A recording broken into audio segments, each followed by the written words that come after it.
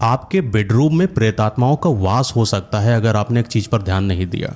जब भी आप घर से बाहर जाएं तो कभी ऐसा मत करें कि आपका जो बेड है उसको बढ़िया सजा के जा रहे हो, नहीं, उथल पुथल करके जाना है।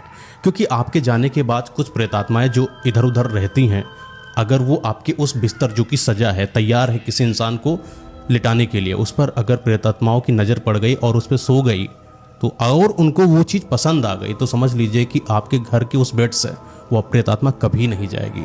एक और चीज़ ध्यान देना कि जब भी किसी के घर जाओ और वो आपको बेड दें कि इस पे आप सो जाइए, तो कोशिश करना कि उसके बेड का जो चादर होता है उसको हिला देना, क्योंकि आपको नहीं पता कि क्या पता उसके बेड पर कौन सी प्रेतात्मा का वास हो।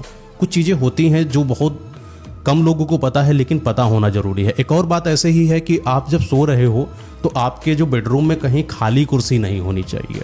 कुछ ना कुछ आप उस पर रख दो, बैग रख दो, कुछ भी रख दो।